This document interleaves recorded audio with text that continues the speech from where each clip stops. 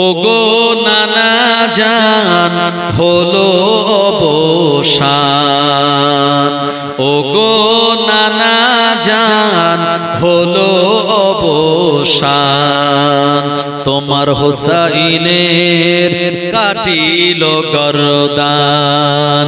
কাঁদিছে যায়নাব কাঁদে সাকিনা, নীরবে কাঁদে জমিন ও আসমান। যে গলায় তুমি দিয়েছ চুম্মান, সে গলা কেটে নিয়েছে দুশমন। যে গলায় তুমি দিয়েছ চুম্মান, সে গলা কেটে নিয়েছে দুশমন। সহিছ আজিকে তুমি কেমনে, খতম হয়ে যায় তোমারি খানদান।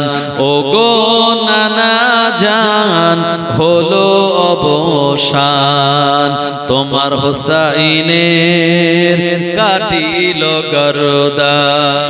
পানিটা হাতে ধরে আছেন দুশমনেরা, হুজুরের ঠোঁট লক্ষ্য করে একটা তীর মেরে দিল। ওই তীরটা হুজুরের ঠোঁট মোবারকে লেগে হাতে ধরা পানিটা রক্তে লাল হয়ে গেল। আমার ভাইজানেরা, হুজুর রক্ত মাখা পানিটা খেলেন না। ও আমার ভাইজানেরা, তীরটাকে ছাড়িয়ে নিয়ে আর ময়দানে তিনি উঠে চলে আসলেন। দুশমনেরা বলে, এই হোসাইন এসেছে, কে পারবে হোসাইনের সামনে গিয়ে লড়াই করতে? এমন কোন বাপের বেটা নাই। ইমাম হোসাইন হুজুরের সামনে চলে যান। ও আমার ভাইজানেরা, সবাই দেখলো ইমাম হোসাইন হুজুর তিনি পানি পান করেন নাই। এরপরে দুশমনেরা বলল, হোসাইনকে দূর থেকে যদি তীর না মারা যায়, আমরা সবাই হোসাইনের হাতে নিহত হয়ে যাব। ইমাম হোসাইন হুজুর ক্ষুধার্ত পিপাসিত, এমন হুজুরের উপরে দূর থেকে ইয়াজিদ বাহিনীরা, ওবাইদুল্লাহ বিন জিয়াদের সেনাবাহিনীরা তীর মারলো। আহারে তীরের আঘাতে হুজুরের গোটা শরীর মোবারকটা জর্জরিত হয়ে গেল। হুজুর ঘোড়ার উপরে আর বসে থাকতে পারলেন না, জমিনে পড়ে গেলেন। ও আমার ভাইজানেরা, এমন সময় কে যেন বলছে, হোসাইনের গর্দান কেটে নে। শিমার ইবনে জিলজশান বলছে, তোদের দ্বারা হবে না, আমি যাব হোসাইনের গর্দান কারা কেটে নেব। ও আমার ভাইজানেরা, ইমাম হোসাইন হুজুর কারবালার জমিনের উপরে পড়ে আছে। এমন সময় আর শিমার ইবনে জিলজশান বুকের উপরে চড়ে বসলো। ইমাম হোসাইন হুজুর বললেন, কে রে আমার বুকের উপরে কে? শিমার বললাম, আমি হলাম শিমার।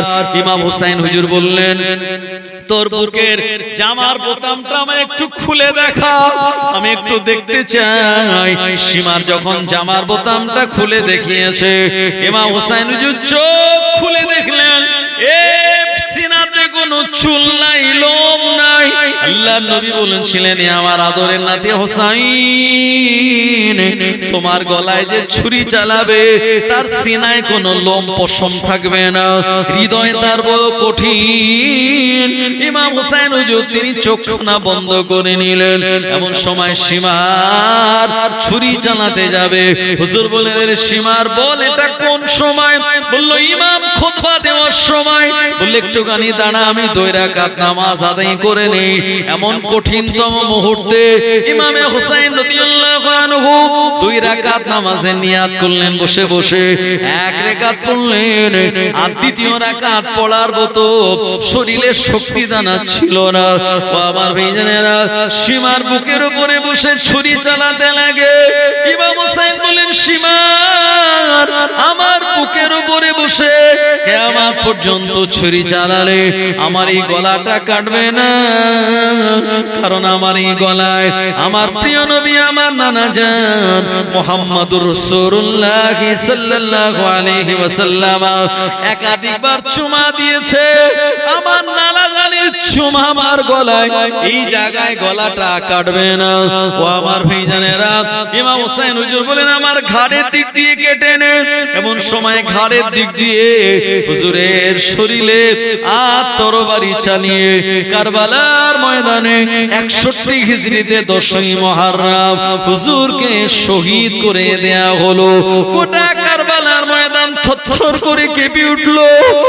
আর ওই আপনার জুলজানা ইমাম হোসেন হুজুর যে ঘোড়ায় চড়ে কারবালার ময়দানে গিয়েছিলেন, এই ঘোড়াটার নাম ছিল জুলজানা। এই জুলজানা নামক ঘোড়াটা খালি ঘোড়া তাবুর কাছে যখন ফিরে গেল, মেয়েরা বুঝতে পারলেন, মায়েরা বুঝতে পারলেন আমাদের নেতা, আমাদের ইমাম আর দুনিয়ার জমিনে নাই। আল্লাহু ইমাম হাসান হুজুর কাউকে দোষারোপ না করে মদিনার জমিন থেকে, ঘর থেকে বার হয়ে আল্লাহ নবীর রওজায়ে তাহারে চলে গেলেন। আল্লাহ নবীর রওজায়ে তাহারে গিয়ে সালাম জানালেন, আসসালাতু ওয়াসসালামু আলাইকা ইয়া রাসূলুল্লাহ, আসসালাতু ওয়াসসালামু আলাইকা ইয়া হাবিবাল্লাহ। ওয়া আমার নানা জান, আমি ইমাম হাসান এসেছি।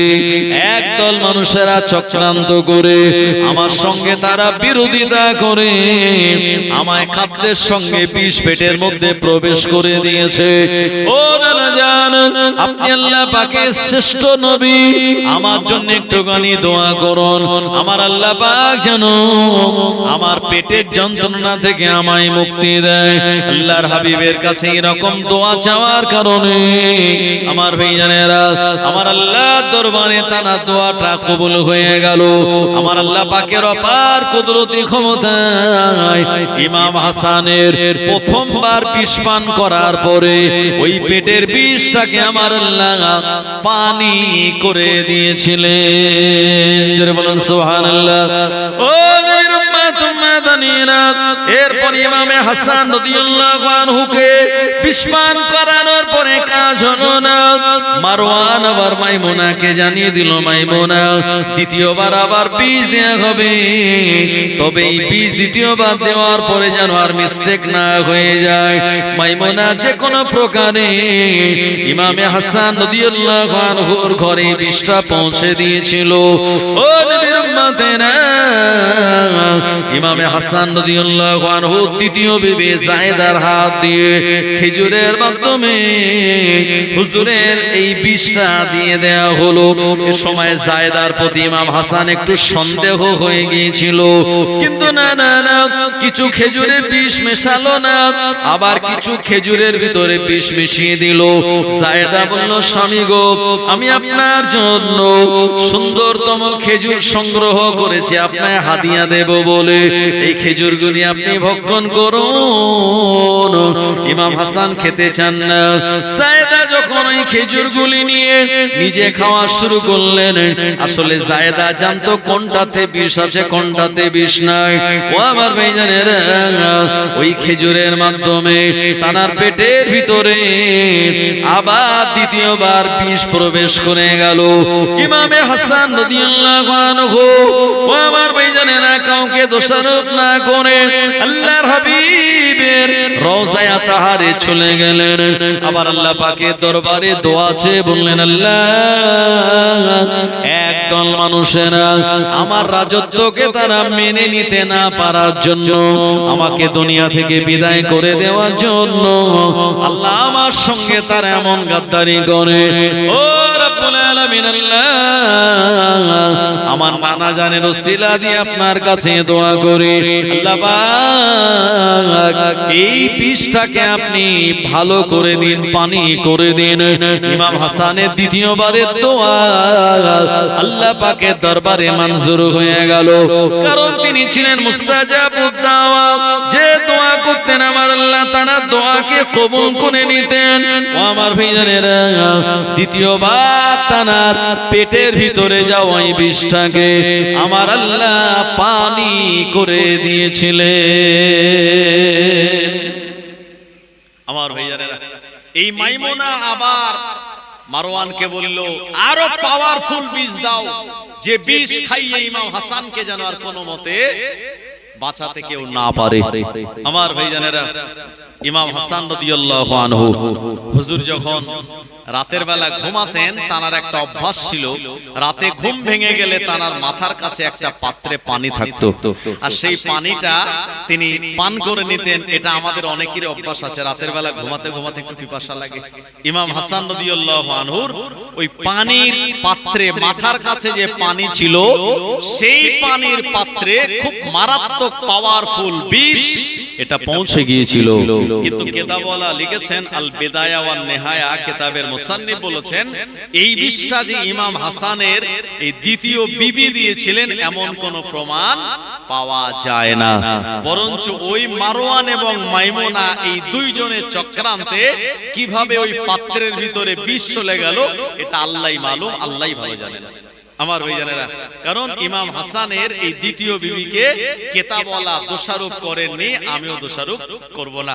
আমার ভাইজানেরা, এরপর ইমাম হাসান রাদিয়াল্লাহু আনহু তানার যেদিন পরিপূর্ণ 49 বছর বয়স হয়ে গেল, এই সময় এশার নামাজ কালাম পড়ে রাতের বেলা তিনি শুয়ে পড়েছেন। ওই রাতেই তিনি স্বপ্ন দেখেছেন, দিন দুনিয়ার বাদশাহ নবী পাক সাল্লাল্লাহু আলাইহি ওয়াসাল্লাম ইমামে হাসান রাদিয়াল্লাহু আনহুকে সান্ত্বনা দিয়ে কোলে তুলে নিয়ে বলছেন, এ আমার আদরের নাতি হাসান, এটা হলো দুনিয়া, এই দুনিয়াটা হলো বড় কঠিন জায়গা। একদল মানুষেরা তোমার বিরুদ্ধে তারা চক্রান্ত করেছে। ও আমার আদরের নাতি ইমাম হাসান, এই রকম বিপদ আপদ মুসিবতে পড়লে আল্লাহর উপর থেকে ভরসা তুমি হারাবে না। আমি তোমার নানা জান বলে এ দুনিয়া জমিনে আর বেশি দিন থাকবে না। আমি তোমার নানা জান, আল্লাহ পাকের জান্নাতে তোমার আগমনের জন্য অপেক্ষা করি। তোমার আম্মা ফাতিমা, তোমার আব্বা জান আলী, এনারা সবাই তোমার অপেক্ষায় ইন্তজার।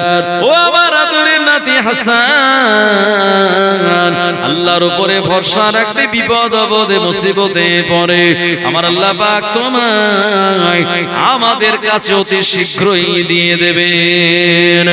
এ স্বপ্ন রাতের বেলা তিনি দেখলেন, হঠাৎ করে হুজুরের ঘুমখানা ভেঙে গেল। ইমাম হাসান রাদিয়াল্লাহু আনহু প্রতিদিনের মতো তার মাথার কাছে যে পানির পাত্র ছিল, ওই পানির পাত্রটা নিয়ে তিনি যখন খাওয়া শুরু করলেন, ও আমার ভাইজানেরা, লিকুইড দিয়ে বিষ তো খুব তাড়াতাড়ি পেটের ভিতরে পৌঁছে যায়। তাড়াতাড়ি বিষটা পেটের ভিতরে যাওয়ার সঙ্গে সঙ্গে হুজুরের পেটের ভিতরে প্রচন্ড যন্ত্রণা, মনে হয় নাড়ি ভুঁড়িগুলি ছিঁড়ে যায়। ইমাম হাসান আল্লাহু আকবার বলে চিৎকার দিলেন। পাশের ঘর থেকে ইমামে হোসাইন রাদিয়াল্লাহু আনহু এসে বললেন, ও আমার বড় ভাইজান, কি হয়েছে আপনার? ইমামে হোসাইন রাদিয়াল্লাহু আনহুকে ইমাম হাসান বলেছিলেন, এ আমার ছোট ভাই, আমার মনে হয় কেউ আমায় বিষ পান করিয়ে দিয়েছে। এই বিষের কারণে আমার পেটের ভিতরে প্রচন্ড যন্ত্রণা হয়।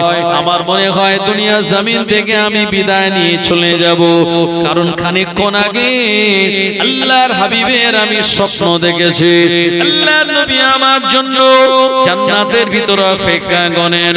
এই কথা বলতে বলতে ইমাম হোসাইন রাদিয়াল্লাহু আনহু ইমাম হাসান হুজুরের মাথাটা তানার কোলের উপরে নিয়ে নিলেন। ও জনেরা, যুবকেরা, ইমামে হাসান রাদিয়াল্লাহু আনহু ইমাম হোসাইন হুজুরের কোলের উপরে মাথা দিয়ে জনমের মতো এ দুনিয়া জমিন থেকে শহীদ হয়ে যাবেন। ছোট ভাইয়ের হাতটা ধরে বললেন, এ আমার ছোট ভাই হোসাইন, আমার মনের বড় একটা বিরাট আশা ছিল, আমার বেটা কাসেমের সঙ্গে তোমার মেয়ে সাকিনাকে আমি বিবাহ দেব। এর সুযোগ আমার জীবনে আর ঘটলো না। ইন্তেকালের আগে আমি ওসিয়ত করে যাই, এটা তুমি পালন করে দিও। ইমামে হোসাইন রাদিয়াল্লাহু আনহু তিনি সম্মতি জানালেন।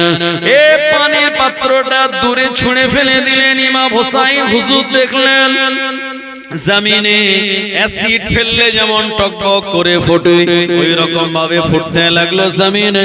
হুজুর বুঝতে পারলেন এই বিষের পাওয়ার কত মারাত্মক। ও নবীর উম্মত মাদানীরা, ইমাম হুসাইন হুজুরের কোলের উপরে মাথা দিয়ে ইমাম হাসান রাদিয়াল্লাহু আনহু জনমের মতো তিনিও শহীদ হয়ে যান। ইন্না লিল্লাহি ওয়া ইন্না ইলাইহি রাজিউন। আমার ভাইজানেরা, কারা মারলো? মুসলমানেরাই। তারা চক্রান্ত করে গদির লোভে, টাকার লোভে, সাম্রাজ্যের লোভে আওলাদে রাসূল ইমাম হাসানকে বিস্মান করিয়ে দুনিয়া থেকে শহীদ করে দিয়েছিল। আমার ভাইজানেরা, এরপর ইয়াজিদের কাছে সংবাদ গেল ইমাম হাসান আর নাই।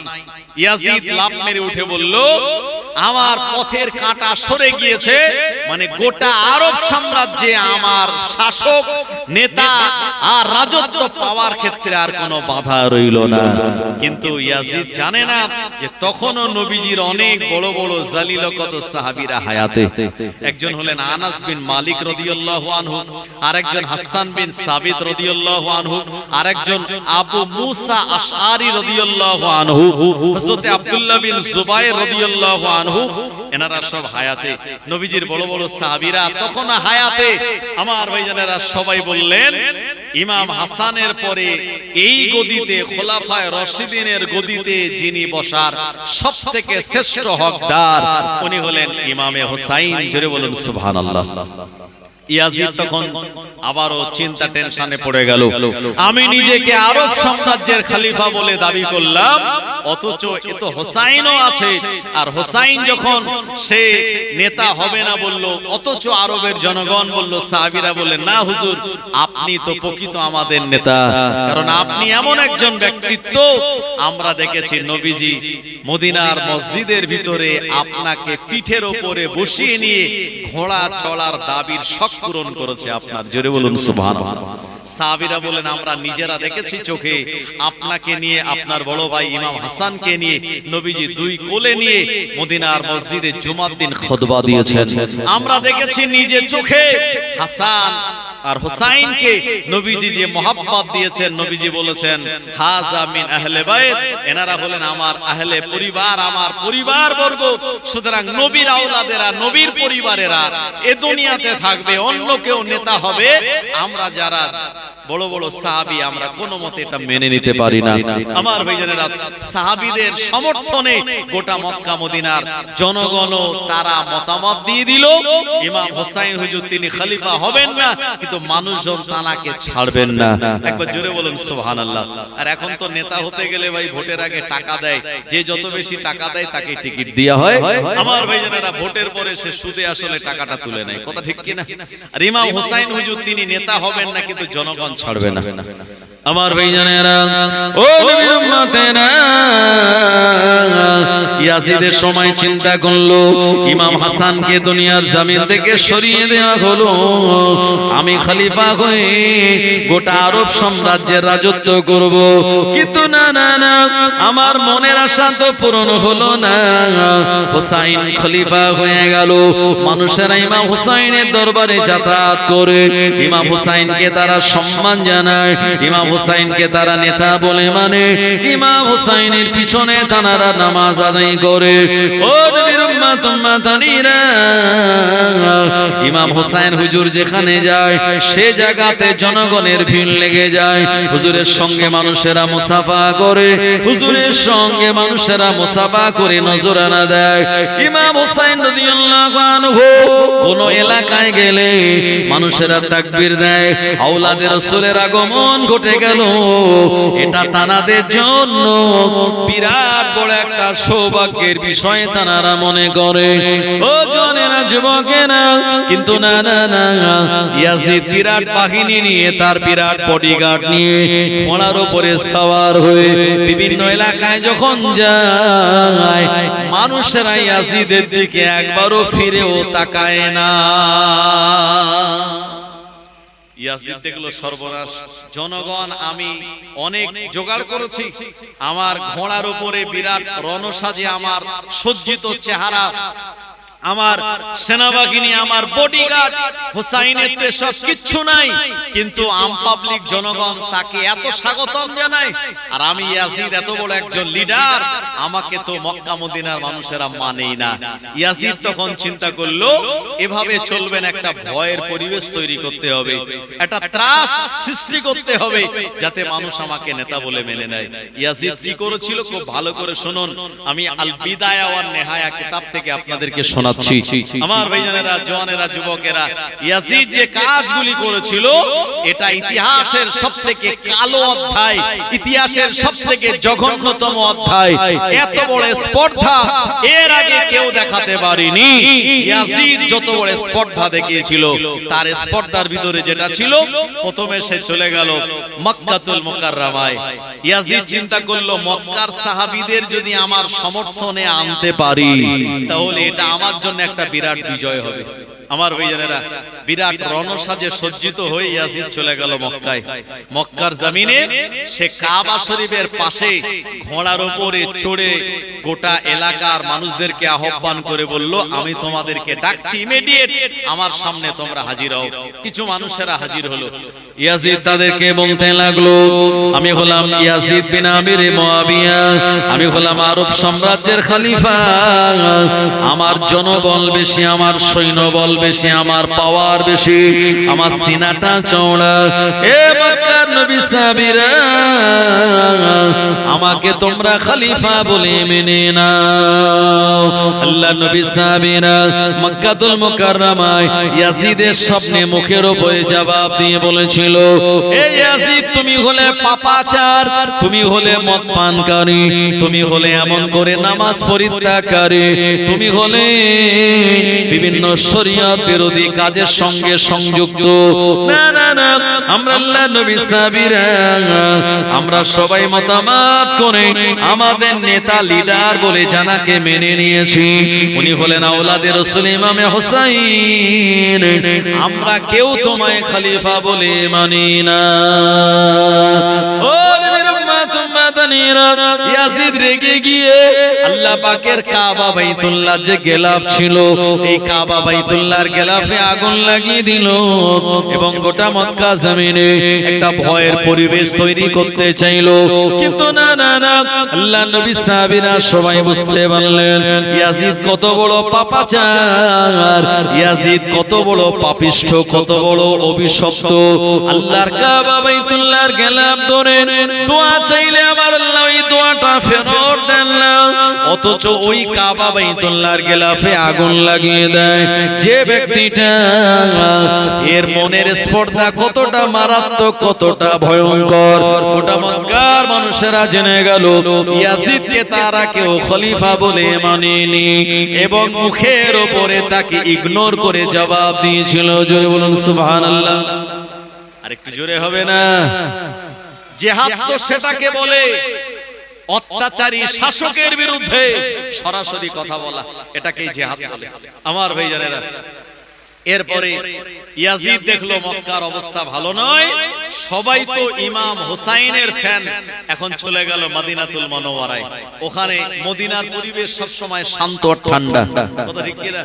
মক্কার পরিবেশ যদি গরম হয় তো মদিনার ওয়েদার ঠান্ডা, মদিনার আবহাওয়া স্নিগ্ধ, মদিনার সাহাবায়ে কেরামদের আচার আচরণও খুব নম্র আর ভদ্র। আমার ভাইজানেরা, ইয়াজিদ তার সদল বলে মদিনা শরীফে চলে গেল। মসজিদে নববীর সামনে ঘোড়াটাকে দাঁড় করিয়ে সে দাব বাজালো এবং বলল যে তোমরা যে যেখানে আছো আমার সামনে এসে দাঁড়াও। যারা জালিল কদর সাহাবে کرام গণেরা ছিলেন তানারা জাননি, তানাদের সন্তানেরা গিয়েছিলেন এবং সেখানে যাওয়ার পর মানুষজন যখন এক জায়গায় একত্রিত হয়ে গেল, আর ইয়াজিদ খুব ভালো করেই জানে এটাই সেই মদিনা যেখানে ইমাম হুসাইনের ঘর আছে। তাই এই জায়গায় যারা আছে তাদের সাপোর্ট আমায় নিতেই হবে, না হলে আমার রাজত্ব মোটেই টিকবে না। আমার ভাইজানেরা, ইয়াজিদের সময় ওই মদিনার সাহাবে کرامদের সামনে নিয়ে বলেছিল, ও মদিনার সাহাবীরা, আমি ইয়াজিদ সিরিয়ার দামেস্কে থেকে এসেছি, আমি তোমাদের নেতা, আমি তোমাদের লিডার, আমি হলাম একজন শক্তিশালী খলিফা, আমাকে তোমরা আমিরুল মুমিনিন বলে মেনে নাও। ও নবীর উম্মতেরা, মদিনার সাহাবীরা এক বাক্যে তারা সময় জবাব দিয়ে বলেছিল, এ ইয়াজিদ, তুমি হলে মদ পানকারী, তুমি হলে নামাজ পরিত্যাগকারী, তুমি হলে অভিশপ্ত, তুমি হলে পাপিষ্ঠ। ইমাম হাসানের বিরুদ্ধে তোমার অনেক অভিযোগ, ইমাম হাসানের বিরুদ্ধে তোমার অনেক রকমের প্রমাণ রয়েছে বিরোধিতার, আজকে তুমি বিরোধিতা করতে এসেছো ইমাম হোসাইনের।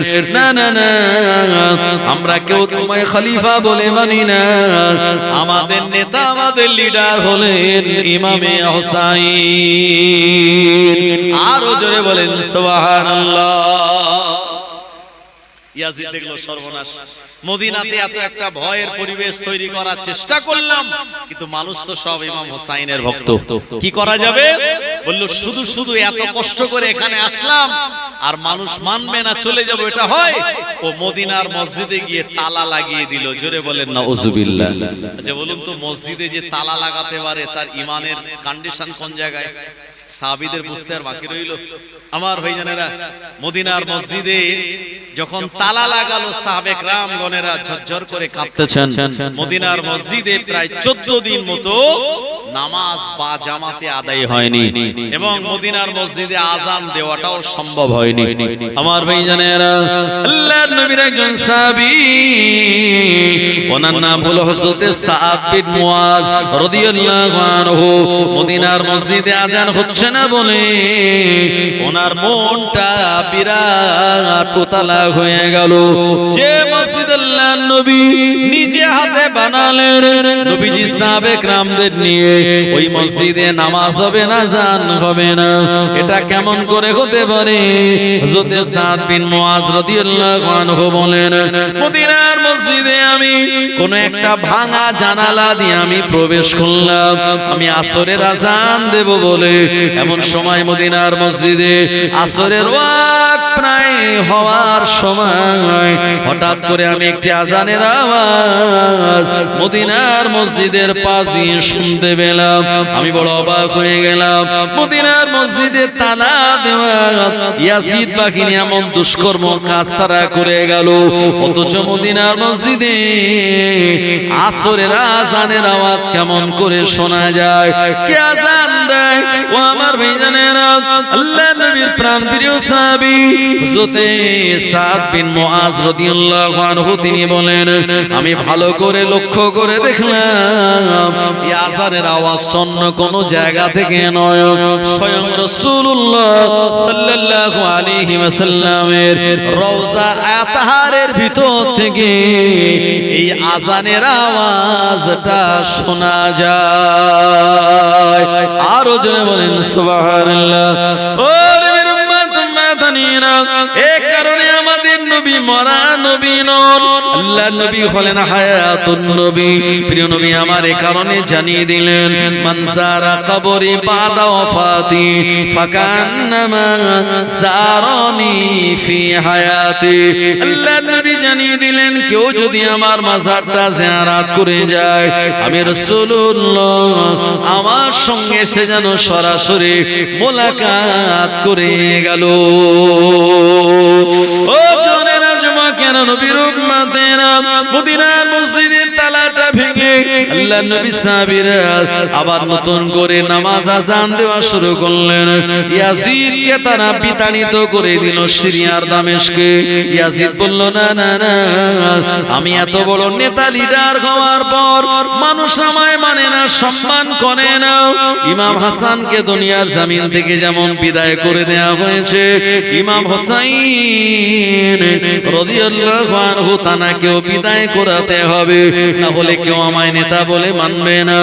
ইমামে হোসাইন রাদিয়াল্লাহু আনহু মদিনার জমিনে তানার ঘরে রয়ে গেলেন। এদিকে ইয়াজিদ গোটা এলাকায় বিভিন্ন জায়গার উপরে অত্যাচার আর নির্যাতন চালানো শুরু করে দিল।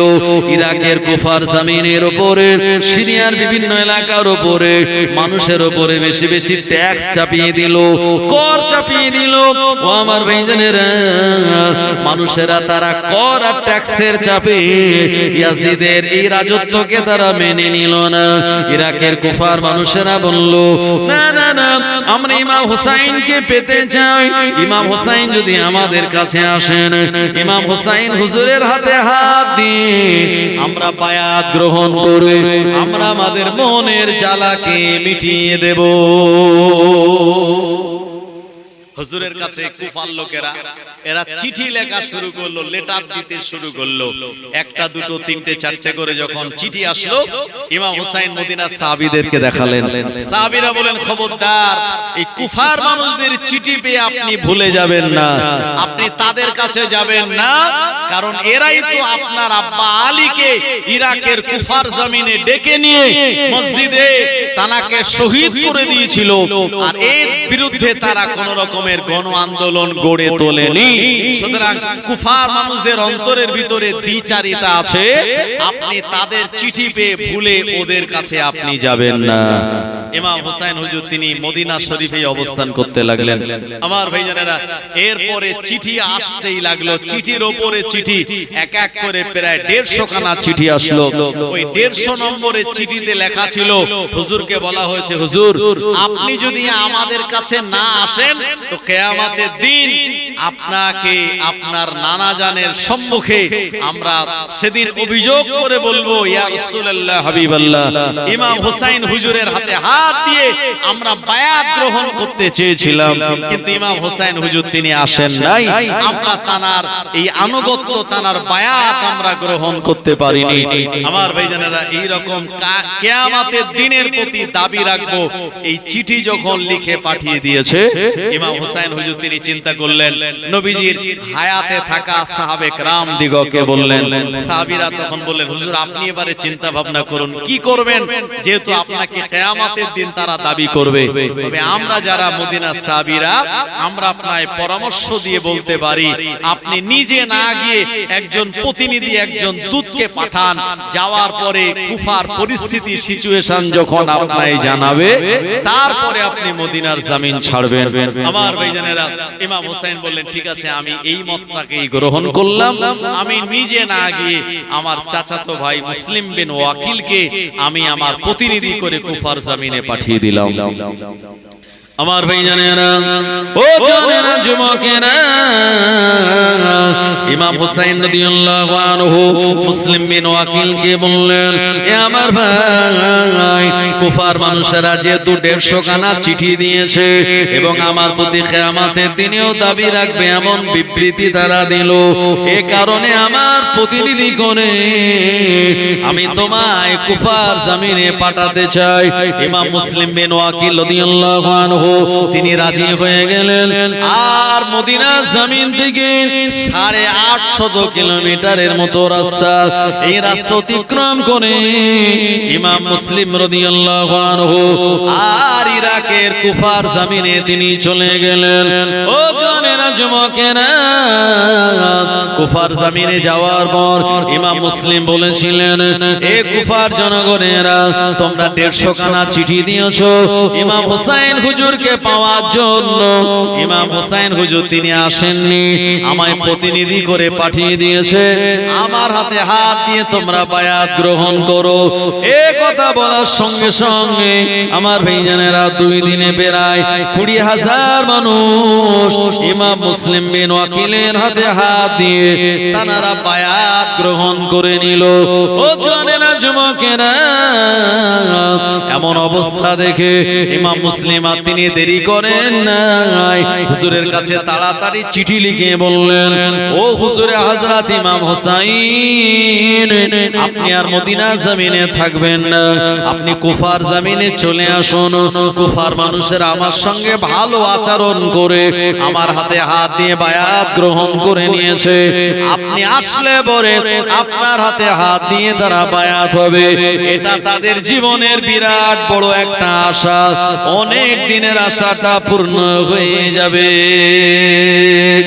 ও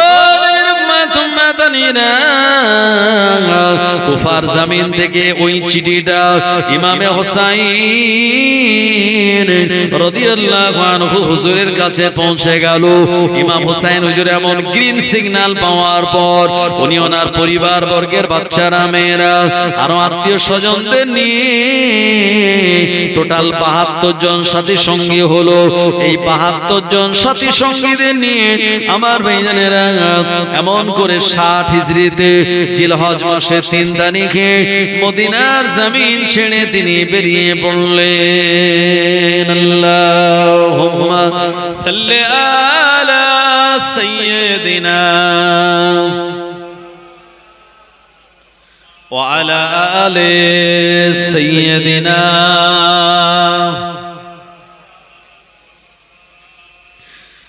আজ কেন পৃথিবীটা লাগে এত সুন্দর, নবীজির আগমনে সাজালো এ চরাচর। আজ কেন পৃথিবীটা লাগে এত সুন্দর, নবীজির আগমনে সাজালো এ চরাচর। চারিদিকে নবরূপে করে ধারা ঝলমল, সেই রূপ দেখে হয় আখি দয় সুশীতল, আখি দয় সুশীতল। গুঞ্জনে মুখরিত গোটা মরু প্রান্তর, নবীজির আগমনে সাজালো এ চরাচর। আজ কেন পৃথিবীটা লাগে এত সুন্দর, নবীজির আগমনে সাজালো এ চরাচর। ফুল কলি দুলে দুলে সুগন্ধ ছড়ায়, মৌমাছি দলে দলে মারহাবা কয়, মারহাবা কয়। কেটে গেছে কত শীতে হলো সবই উজালা, নবীজির আগমনে সাজালো এ চরাচর। আল্লাহুম্মা সাল্লি আলা সাইয়্যিদিনা ওয়া আলা আলি সাইয়্যিদিনা। আমার ভাইজানেরা, যখন ইমাম মুসলিম পৌঁছে গেলেন কুফায়, কুফার যে রাজ্যপাল ছিল তার নাম হলো হযরতে নোমান বিন বাশির। ইয়াজিদ কর্তৃক নির্বাচিত রাজ্যপাল হওয়ার পরেও মনে মনে ইমাম হোসাইন হুজুরের ভক্ত আর ভালোবাসার মানুষ ছিলেন। জোরে বলুন না সুবহানাল্লাহ। এ সময় নোমান বিন বাশির ইমাম মুসলিমের কোনো বিরোধিতা করেননি। উমাইয়া সম্প্রদায়ের কিছু লোক ইয়াজিদের কাছে চিঠি লিখে বলল, ও ইয়াজিদ, তুমি কি জানো তোমার রাজত্বে তোমার নির্বাচিত রাজ্যপাল যে এলাকায়, ওই এলাকায় ইমাম হোসাইনের নামে বায়াত করানো হচ্ছে, অথচ রাজ্যপাল কিছুই বলছে না। আমার ভাইজানেরা, ইয়াজিদ প্রচন্ড রেগে গেল এই খবর পাওয়ার পর। ওই নোমান বিন বাশিরের জায়গায় একজন যারও সন্তান, যার পিতার কোনো সন্তান পাওয়া যায় না, ইতিহাসের মুসান্নিফগণেরা বলেছেন ওই লোকটার নাম হলো ওবাইদুল্লাহ বিন জিয়াদ। তাকে এই কুফার গভর্নর করে, রাজ্যপাল করে তাকে পাঠিয়ে দিল। এরপরে ওবাইদুল্লাহ বিন জিয়াদ এসে বললেন, নোমান, তুমি তোমার দায়িত্ব অবহেলা করেছো, সুতরাং গদি ছাড়ো, আমার জন্য গদিটা তুমি ছেড়ে তুমি পরিত্যাগ করো আর পদত্যাগ করো তোমার এই চেয়ারটা। নোমান বিন বাশির চিন্তা করলেন, এই দুনিয়া হলো সাময়িক সময়ের জন্য, আর সাময়িক সময়ের গদি পাওয়ার জন্য আওলাদে রাসূলের বিরোধিতা করব, এটা আমার ঈমান বলে না। আমার ভাইজানেরা, সসম্মানে নোমান বিন বাশির গদিটা ছেড়ে দিল, মহব্বত রাখলো আওলাদে রাসূলদের, ওই গদিটা নোমান বিন বাশিরকে আপনার ছেড়ে দিয়ে আর ওবাইদুল্লাহ বিন জিয়াদকে দিয়ে দিল। ওবাইদুল্লাহ বিন জিয়াদ এই কুফার গদিতে বসেই হুঙ্কার দিয়ে বলল, বলল, যারা হুসাইনের নামে ইমাম মুসলিমের হাতে হাত দিয়ে বায়াত গ্রহণ করেছো তাদের বায়োডাটা আমার সব জানা, আমি এক এক করে ধরে তাদেরকে জেলে দেব। ওবাইদুল্লাহ বিন জিয়াদ যখন এমন শাসানি দিল, এমন হুমকি দিল, ত্রাস আর ভয়ের পরিবেশ তৈরি করলো, কুফার জনগণ জেল খাটার ভয়ে, তারা বিভিন্ন রকম বিপদের ভয়ে তারা ওই ইমাম মুসলিমের হাতে হাত দিয়ে যারা বায়াত হয়েছিল, বায়াতটাকে উইড্রো করে নিয়ে আবার ইয়াজিদের নামে ওবাইদুল্লাহ বিন জিয়াদের হাতে হাত দিয়ে বায়াত করলো। একবার জোরে বলেন না উযুবিল্লাহ। এটাই হলো সবথেকে বড় মুনাফিকি আপনার ইরাকের কুফার জনগণের। আমার ভাইজানেরা, ইমাম মুসলিম রাদিয়াল্লাহু আনহু প্রথম জানার বাড়িতে গিয়ে উঠেছিলেন, ওই সাহাবীর নাম হলো হযরতে মুখতার রাদিয়াল্লাহু আনহু। তানার বাড়িতে থাকাটা নিরাপদ মনে করলেন না, কারণ ওবাইদুল্লাহ বিন জিয়াদ চারিদিকে সিআইডি পাঠিয়ে দিয়েছে, এক্ষুনি ইমিডিয়েট খুঁজে আনো ইমাম মুসলিম কোন জায়গায় রয়েছে। আমার ভাইজানেরা, এরপর ইমাম মুসলিম ওখান থেকে চলে গেলেন হযরতে হানির বাড়ি, সেখানেও তানাকে নিরাপত্তা ভাবে থাকতে দেওয়া হলো না। আমার ভাইজানেরা, হযরতে হানিকে ওবাইদুল্লাহ বিন জিয়াদ ডাক দিয়ে বলল, হানি, আমি শুনেছি তোমার বাড়িতে ইমাম মুসলিম, এক্ষুনি ইমিডিয়েট আমার হাতে তুলে দাও। হযরতে হানি বলল, তোমার মতো পাপাচার পাপিষ্ঠর হাতে একজন আওলাদে রাসূলকে তুলে দেব, এটা আমার ঈমান তা বলে না। এই কথা বলার জন্য হযরতে হানিকে ওবাইদুল্লাহ বিন জিয়াদ জেলের মধ্যে দিয়ে দিল। ইমাম মুসলিম হযরতে হানির ঘর থেকে বেরোলেন রাত প্রায় আপনার ভোরবেলার দিকে। তিনি কোন দিকে যাবেন? ফজরের নামাজের জন্য কুফার মসজিদের দিকে রওনা হচ্ছেন। একজন বয়স্ক বৃদ্ধা মানুষের সঙ্গে দেখা হলো, নাম তানাত তুষা। তিনি বললেন, ও আওলাদে রাসূল, মনে হয় আপনি ইমাম মুসলিম, কোথায় যান? বলল, আমি মসজিদে নামাজের জন্য যাচ্ছি। বলল, সামনে আর এগোবেন না, চারিদিকে সিআইডি আর সিবিআই ঘুরছে আপনাকে ধরার জন্য, সুতরাং আপনি আমার বাড়িতে শেল্টার নিন, এখানে আপনি আশ্রয় গ্রহণ করুন। ওই মহিলার বাড়িতে হুজুর আশ্রয় নিলেন, ওখানে ফজরের নামাজ আদায় করলেন। মহিলা সকালবেলা আওলাদে রাসূল এসেছে, ভালো করে তার জন্য খানা পিনার ব্যবস্থা করছে। মহিলা দুটো বেটা ছিল, বড় বেটাটা ভালো, ছোট বেটাটা প্রচন্ড লোভী। বলল, মা, এই খানা পিনা কার জন্য? ওই ছোট ছেলেটা জেনে গেল, আর অলরেডি ওবাইদুল্লাহ ঘোষণা করে দিয়েছিল, ইমাম মুসলিমকে ধরে যে দিতে পারবে 1000 স্বর্ণ মুদ্রা তাকে পুরস্কার দিয়ে পুরস্কৃত করা হবে। আমার ভাইজানেরা, এই বুড়ি মহিলার ছোট ছেলে পুরস্কারের লোভে ইমাম মুসলিম তানার বাড়ির একজন মেহমানের এই নিরাপত্তা উচ্ছেদ করে সেই সংবাদ দিয়ে আসলো ওবাইদুল্লাহ বিন জিয়াদের কাছে। ওবাইদুল্লাহ বিন জিয়াদ সেনাবাহিনী যখন পাঠিয়ে দেবে, এমত অবস্থায় ইমাম মুসলিম সংবাদ পেয়ে তরবারি হাতে নিয়ে তিনি রাজপথে নামলেন। কুফার জনগণকে লক্ষ্য করে বলেছিলেন, এই কুফার জনগণেরা, আমি তোমাদের কাছে এমনি এমনি আসে নাই, ইমাম মুসলিমের কাছে তোমরা 150 খানা চিঠি পাঠিয়েছিলে। এই চিঠির জবাব দেওয়ার জন্য ইমামে হুসাইন রাদিয়াল্লাহু আনহু আমায় প্রতিনিধি করে পাঠিয়ে দিয়েছে। এ তোমাদের কেমন আচরণ? 2 দিনে 20,000 মানুষের আমার হাতে হাত দিয়ে তোমরা বায়াত গ্রহণ করলে, আবার বায়াতটাকে তোমরা উইড্রো করে নিলে। যদি তোমাদের ঈমানের অবস্থা এমন হয়, এই ঈমান তোমাদের জান্নাতে নিয়ে যেতে পারবে না। ও আমার ভাইজানেরা, এমন বক্তব্য দেওয়ার জন্য দলে দলে মানুষেরা ঘর ছেড়ে ইমাম মুসলিম হুজুরের পাশে এসে দাঁড়িয়ে গেল। এরা কুফার জনগণ বলল, হুজুর কি করা লাগবে বলুন। ইমাম মুসলিম বললেন, একসঙ্গে যাব, আর ওবাইদুল্লাহ বিন জিয়াদের বিরুদ্ধে আমরা তার রাজভবন দখল করে নিয়ে আমরা ওখানে বিক্ষোভ দেখাবো। এই বিক্ষোভের মুখে পড়ে ওবাইদুল্লাহ বিন জিয়াদ এলাকা ছেড়ে দিয়ে পালিয়ে চলে যাবে। ও আমার ভাইজানেরা, ইমাম মুসলিমের পিছনে হাজার হাজার মানুষ নারায়ে তাকবীর আল্লাহু আকবার ধ্বনি দিয়ে আর ওবাইদুল্লাহ বিন জিয়াদের রাজভবনটা ঘিরে ফেললো। ওবাইদুল্লাহ বিন জিয়াদের অন্তরাত্মা কেঁপে গেল। এরা কারা?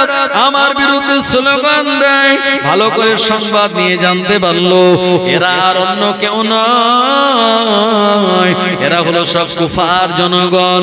ওবাইদুল্লাহ বিন জিয়াদ বলল, এরা এভাবে উগ্র কেন হয়ে গেল?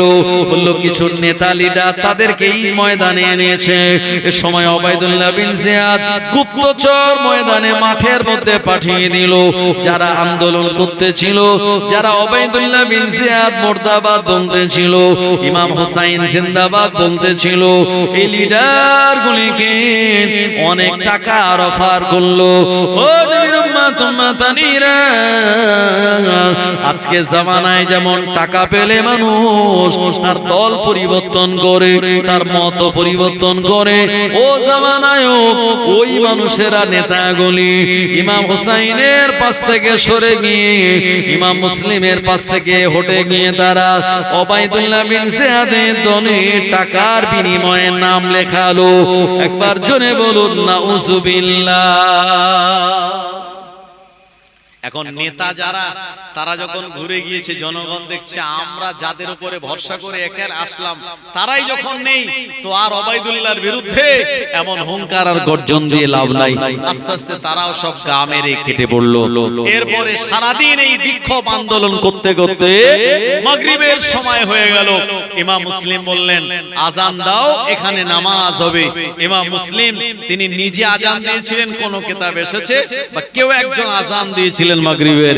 এই মাগরিবের নামাজের ইমামতি করেছিলেন ইমাম মুসলিম বিন ওয়াকিল। পিছনে তাকিয়ে দেখে মাগরিবের নামাজে হুজুরের পিছনে দাঁড়িয়েছে মাত্র 30 জন মুসলমান, আর সকালবেলা এসেছিল হাজারে হাজার। আমার ভাইজানেরা, হুজুর ভাবলেন এই 30 জনই যারা আমার পিছনে দাঁড়িয়েছে, এরাই হলো সবথেকে পাক্কা আমার ভক্ত, এবং আওলাদে রাসূলদের মহব্বত তাদের একদম অন্তরের ভিতর থেকে। আমার ভাইজানেরা, মাগরিবের 3 রাকাত ফরজ নামাজ ইমাম মুসলিম রাদিয়াল্লাহু আনহু তিনি পড়ালেন। এরপরে হুজুর নামাজ শেষ করে সালাম ফিরিয়ে পিছনে তাকিয়ে দেখে ওই 30 জনের একজনও নামাজের কাতারের ভিতরে আর নাই। সবাই তারা পালিয়ে চলে গেল। ইমাম মুসলিম রাদিয়াল্লাহু আনহু বুঝতে পারলেন কুফার জনগণের অন্তরটা কেমন, এদের অন্তরটা মুনাফিকে পরিপূর্ণ। ইমাম মুসলিম রাদিয়াল্লাহু আনহু এরপরে চেষ্টা করলেন, আরে আমি ইমাম হুসাইনকে বলে দিয়েছি, হুজুর আপনি চলে আসুন। অলরেডি ইমাম হুসাইন হুজুর 72 জন সাথী সঙ্গীদের নিয়ে বেরিয়ে পড়লেন। ইমাম মুসলিম তিনি চান আবার আমি দ্বিতীয় চিঠি লিখে মানা করে দিয়ে বলবো, ও হুজুরে হযরত ইমাম হুসাইন, কুফার জমিনে আপনি আসবেন না, কারণ কুফার মানুষের এরা মুনাফিক। এমন চিঠি লিখবেন, এমন কোন জায়গা কাগজ কলম তিনি পেলেন না। এমন সময় একদল সেনাবাহিনী ইমাম মুসলিম হুজুরকে ধরতে আসলো। ইমাম মুসলিম বিন ওয়াকিল রাদিয়াল্লাহু আনহু তার হাতে যে তরবারি ছিল, একা তিনি সিংহের মতো লড়লেন, অনেক জনকে জাহান্নামে পাঠিয়ে দিয়ে আমার ভাইজানেরা হুজুর নিজে যুদ্ধের ময়দানে তিনি লড়াই করতে লাগলেন। দুশমনেরা হঠাৎ করে তার মাথার উপর একটা পাথর মারলো। এই পাথরের আঘাতে হুজুরের মাথাটা খুনে গেল। হুজুর মাথাটা ধরে জমিনে বসে বললেন, ওবাইদুল্লাহ সেনাবাহিনীরা আওলাদে রাসূল ইমাম মুসলিম বিন ওয়াকিলকে ধরে নিয়ে চলে গেল ওবাইদুল্লাহ বিন জিয়াদের কাছে। ওবাইদুল্লাহ বিন জিয়াদ রাজভবনের ছাদের উপরে ইমাম মুসলিম হুজুরকে তুললো, আর গোটা কুফার জনগণকে ডাক দিয়ে বলল, কুফার জনগণের হাজির হয়ে গেল প্রকাশ্য দিবালোকে জনসম্মুখে। ইমাম মুসলিম বিন ওয়াকিল রাদিয়াল্লাহু আনহুর মস্তক মোবারক আলাদা করে দিয়ে তরবারি দিয়ে তার মস্তকটা ফুটবলের মতো জনগণের দিকে ছুঁড়ে দিল। ও নবীর উম্মতেরা, ওবাইদুল্লাহ বিন জিয়াদ আরো হুঙ্কার দিয়ে বলল, যদি তোমরা কেউ ইয়াজিদকে খলিফা বলে না মেনে ইমাম হুসাইনকে খলিফা বলে মেনে নাও, তোমাদের সঙ্গে এমন আচরণ করা হবে।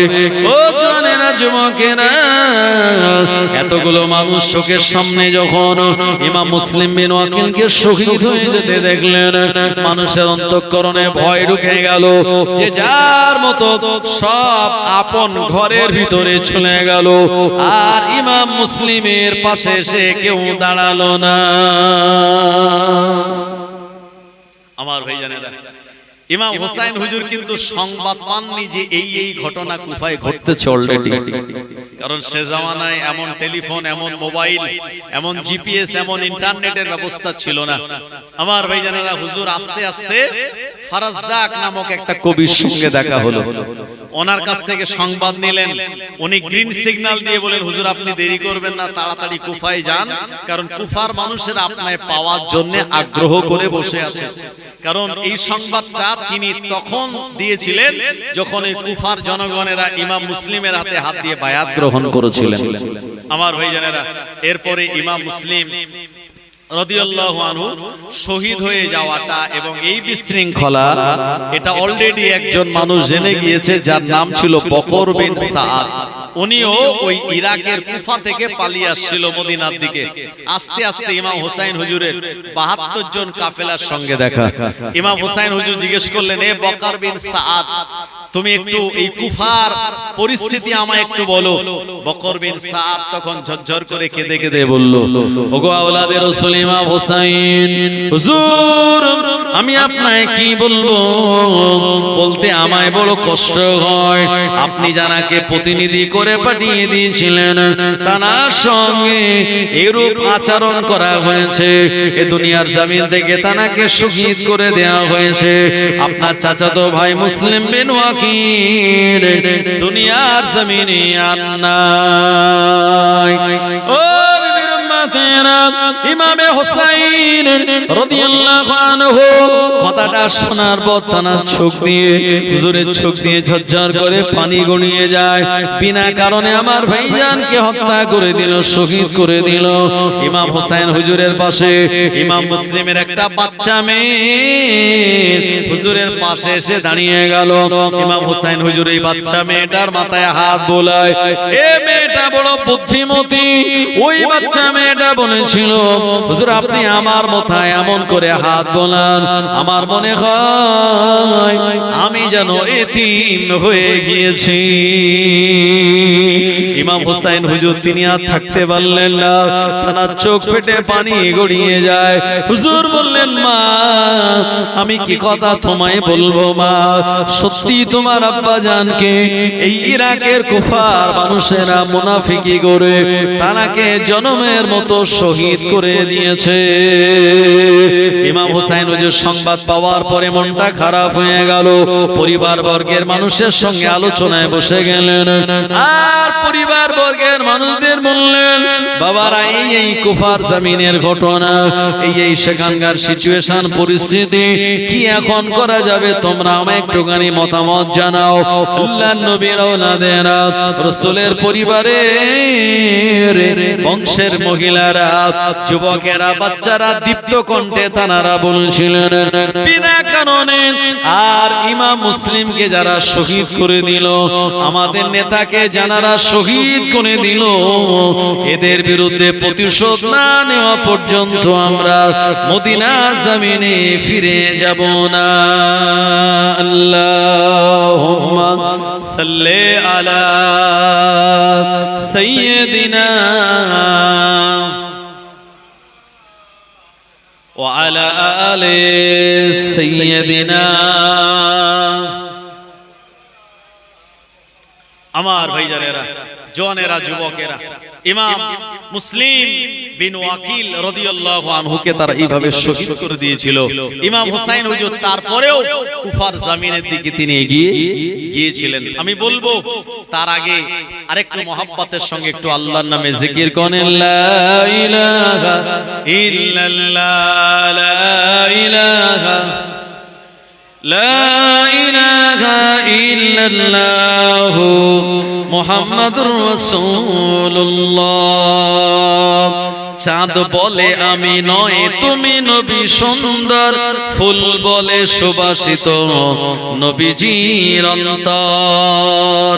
চাঁদ বলে আমি নয় তুমি নবী সুন্দর, ফুল বলে সুবাসিত নবীজির অন্তর। তারাদের দল বলে তুমি প্রিয় দরবে, মেঘ বলে জল হয়ে তুমি নবী সরবে। মানুষের কাছে তুমি রহমের বন্ধন, মানুষের কাছে তুমি রহমের বন্ধন। চাঁদ বলে আমি নয় তুমি নবী সুন্দর, ফুল বলে সুবাসিত নবীজির অন্তর। রোদ বলে খুশি মনে তুমি নবী শান্তির, শেষ করে দিলে তুমি ছিল যত ভ্রান্তি।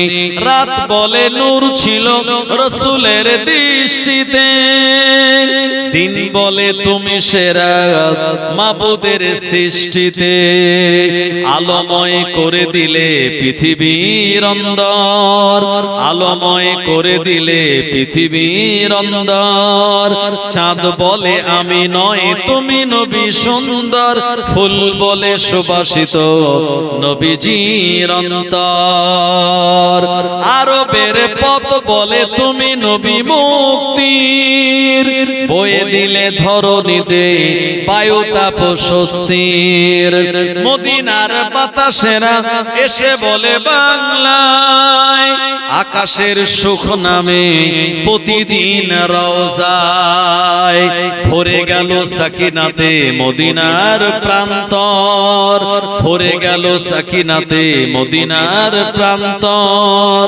চাঁদ বলে আমি নয় তুমি নবী সুন্দর, ফুল বলে সুবাসিত নবীজির অন্তর। লা ইলাহা ইল্লাল্লাহ, লা ইলাহা, লা ইলাহা ইল্লাল্লাহ মুহাম্মাদুর রাসূলুল্লাহ সাল্লাল্লাহু আলাইহি ওয়াসাল্লাম। আমার ভাইজানেরা, ইমামে হুসাইন রাদিয়াল্লাহু আনহু যে সময় তিনি এই ইরাকের বর্ডারে পৌঁছেছিলেন, এই সময় হুজুরকে গতিরোধ করে দেয়া হলো। একদল বাহিনী এসে বললে স্টপ, আর সামনে এগোনো যাবে না। হুজুর বললেন মান আনতা, তোমরা কারা? বলল আমরা হলাম ইয়াজিদ বাহিনীর, সেনাবাহিনীর সদস্যরা। বলল আমায় আটকালে কেন? বলল কোন মতে আমরা এখান থেকে আপনাকে আর এক কদম উঠতে দেব না। বলছে কারণ? বলল আগে ইয়াজিদের নামে বায়াত হতে হবে, আপনাকে বায়াত ইয়াজিদের নামে করতে হবে, তারপরে আপনি ইরাকের সীমান্তের ভিতরে প্রবেশ করতে পারবেন। ইমাম হুসাইন হুজুর বললেন যে গদিতে আবু বকর, ওমর, উসমান, আলী রিদওয়ানুল্লাহি তাআলা আলাইহিম আজমাইন গণেরা বসেছেন, আর ওই গদিতে ইয়াজিদ বসবে, আর আমি ইমাম হুসাইন তার পক্ষে বায়াত গ্রহণ করব, এটা অবাস্তব, অসম্ভব। জীবন থাকতে আমি ইয়াজিদকে খলিফা বলে মানতে পারি না। জোরে বলুন সুবহানাল্লাহ।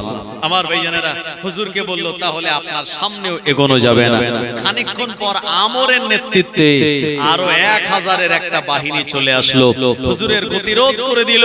আমার ভাইজানেরা, এমন বিরাট বাহিনী দেখে হুজুর বললেন আমি তো তোমাদের সঙ্গে যুদ্ধ করার জন্য আসেনি, আমার সঙ্গে আছে আমার বাচ্চারা, আমার পরিবার বর্গের মহিলারা, বৃদ্ধ মানুষেরা। তোমরা এভাবে বিরাট সেনাবাহিনী আমাদেরকে কেন পথ রোধ করে দাও? ওরা বলল যদি আপনি বায়াত ইয়াজিদের নামে না করেন তাহলে আপনার সঙ্গে আমাদের যুদ্ধ অবশ্যই, এবং সেই যুদ্ধের ময়দানে আমরা আপনাকে নামাবো। আমার ভাইজানেরা, ইমাম হুসাইন হুজুর এই সময় তিনি 3টে দাবি করেছিলেন, মানে 3টে শর্ত দিয়েছিলেন যে অন্তত এই 3 শর্তের যে কোনো একটা মেনে নাও। 1 নম্বর শর্ত হলো আমাকে সরাসরি ইয়াজিদের কাছে নিয়ে চলো, যা বলার আমি সেখানে গিয়ে বলবো। ওরা তা মানল না। হুজুর বললেন দ্বিতীয় নম্বর দাবি হলো আমাকে মক্কা মদিনায় ফিরে যেতে দাও। ওরা বলল না, এটাও মানবো না। ইমাম হুসাইন বললেন তাহলে গোটা পৃথিবীর কোন এক মুসলিম কান্ট্রিতে আমায় যেতে দাও, আমার মন যেখানে চাইবে আমি সেই জায়গায় চলে যাব। ওরা এটাও মানলো না। তিনটে শর্ত, একটাও মানলো না, বরঞ্চ হুজুরকে ওখানে আটকে রাখলেন। 61 হিজরিতে মুহররম মাসের প্রায় 4 তারিখে হুজুর এই ইরাক সীমান্তের ময়দানে পৌঁছে গিয়েছিলেন। আমার ভাইজানেরা, জওয়ানেরা, যুবকেরা, কারবালার ইতিহাস অনেক লম্বা। আমি খুব সংক্ষেপে আপনাদের কাছে বলার চেষ্টা করছি সময়ের দিকে লক্ষ্য রেখে। আমার ভাইজানেরা, এরপরে ইমাম হুসাইন হুজুর দেখলেন যে ওই দলে একজন সেনাপতি আছে, নাম হলো তার হোর, কিন্তু মনে মনে সেই ইয়াজিদ কর্তৃক নির্বাচিত সেনাবাহিনীর লিডার হলেও ইমাম হুসাইন হুজুরের প্রচন্ড ভক্ত। জোরে বলুন সুবহানাল্লাহ। কারণ সেন্ট্রাল গভর্নমেন্টে যারা কেন্দ্রীয় সরকারের চাকরি করে তারা কিন্তু সবাই ওই কেন্দ্রীয় সরকারের সাপোর্টের লোক নয়। কথা ঠিক কি না? এইজন্য পাহেলগ্রামে যে হামলা হলো, পুলওয়ামাতে যে হামলা হলো, অনেক সেনাবাহিনী প্রশ্ন তুলেছে যে পেহেলগ্রামে জঙ্গিরা 26 জন পর্যটককে এসে মেরে দিয়ে চলে গেল, আর 100 কিলোমিটার পেরিয়ে চলে গেল, তাদের ধরা গেল না। এই সময় সেনাবাহিনীদের ময়দান থেকে কেন তুলে নেওয়া হয়েছিল, কেন নামানো হয়নি, তাদেরকে কেন সক্রিয় রাখা হয়নি, অনেকে প্রশ্ন তুলেছে আমার ভাইজানেরা। তাই পেহেলগ্রামের এর উত্তর আপনি খুঁজে পাবেন না। আপনার যেভাবে পুলওয়ামার উত্তর খুঁজে পাওয়া যায়নি, এই পেহেলগ্রামের উত্তর খুঁজে পাওয়া যাবে না। অনেক সেনাবাহিনী তারা লাইভে এসে এই কথা তারা বলেছেন। আমার ভাইজানেরা, জওয়ানেরা, যুবকেরা হোর মনে মনে চিন্তা করলেন যে আমি হুসাইন হুজুরকে একটা ভালো যুক্তি আর বুদ্ধি দিতে পারি। কি যুক্তি, কি বুদ্ধি? হোর বললেন, হুজুর আপনারা তো সংখ্যায় খুবই কম, আর আমরা বিরাট সংখ্যা, আমাদের এক কাজ করুন, আজকে রাতের বেলা আমার সেনাবাহিনী যখন ঘুমিয়ে যাবে আপনি তাবু তুলে মদিনা শরীফের দিকে রওনা হয়ে যাবেন। সকালবেলা যখন আপনায় দেখতে পাওয়া যাবে না, আমরা ইয়াজিদের কাছে গিয়ে বলবো যে ইমাম হুসাইন তাবু তুলে কোন দিকে চলে গিয়েছেন আমরা দেখতে পাইনি, আমরা তা জানি না। সুতরাং আপনার পরিবারকে নিয়ে আপনার জান বেঁচে যাবে, আর আমরাও ইয়াজিদের কাছে দায়ী হব না। আমার ভাইজানেরা, এই মতটা হুজুরের পছন্দ হলো।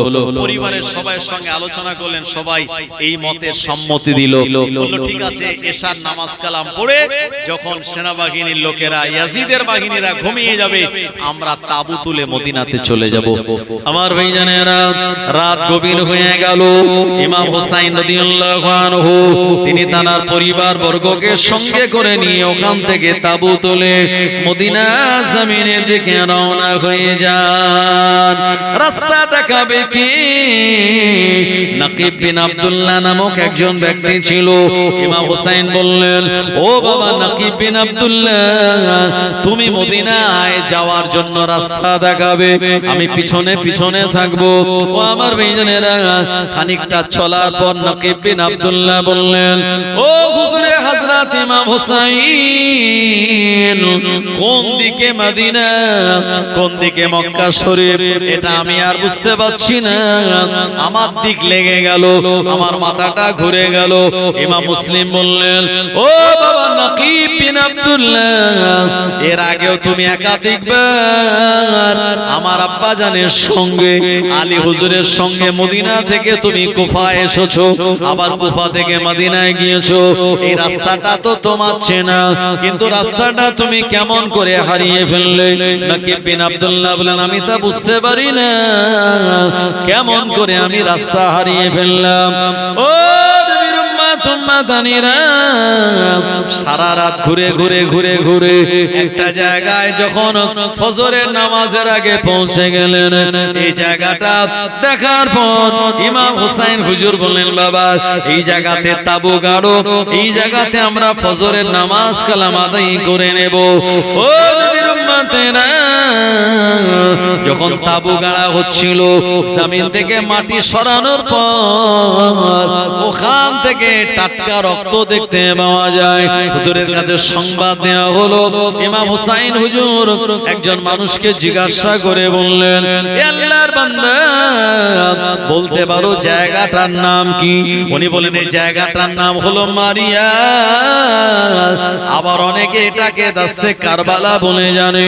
ইমাম হোসেন হুজুরের মনে পড়ে গেল আল্লাহর নবী আমায় বলেছিলেন, এ আমার আদরের নাতি হোসেন, যে জায়গায় তোমায় শহীদ করে দেওয়া হবে, যেখানে তোমার পরিবার বর্গকে পানি দেওয়া হবে না, এই জায়গাটার নাম হবে কারবালা। কারবালার নাম শুনে ইমাম হোসেন হুজুরের মনে পড়ে গেল আল্লাহর নবীর সেই পুরানো কথাগুলি। ও জানেনা যুবকেরা, নবীর উম্মতেরা, ইমাম হোসেন হুজুর কাউকে বুঝতে দিলেন না। হুজুর এতটুকু বলেন, বাবা দেখো দেখো আশপাশে কোনো পানি পাওয়া যায় কিনা। ইমাম হোসেনের সাথে সঙ্গীরা পানি আনতে গেলেন, কিন্তু না না না, অনেক খোঁজাখুঁজি করার পর কোনো নদী পাওয়া গেল না। আর পূর্ব দিকে অনেকটা রাস্তা যাওয়ার পর একটা নদী পাওয়া গেল। এই নদীটার নাম হলো ফোরাত নদী। তাতে কুলকুল করে পানি বয়ে যায়, কিন্তু একদল বিরাট বাহিনী নদীর পানিটা ঘিরে রেখে দিয়েছে।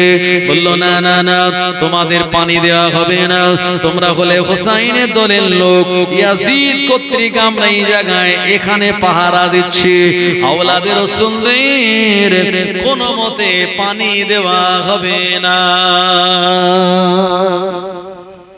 আমার ভাইজানেরা, হুজুরের কাছে খবর দেয়া হলো, হুজুর নদী আছে, পানিও আছে, কিন্তু সেনাবাহিনী ঘিরে রেখেছে, পানি আমাদের দেবে না। হুজুর বুঝতে পারলেন আমার নানা জান প্রিয় নবী যে ওসিয়ত করেছিলেন, এটা তো অক্ষরে অক্ষরে সবটা ঘটে যাবে। হুজুর বলেন, বাবা সবর করো, ধৈর্য ধারণ করো, আমাদের জন্য হাউজে কাউসারের পানি নির্ধারিত, এবং সেই পানি একবার পান করলে জীবনে আর কেউ কোনোদিন পিপাসিত হবে না। জোরে বলুন সুবহানাল্লাহ। আমার ভাইজানেরা, এরপরে এই রকম বাদানুবাদ তাদের সঙ্গে হলো।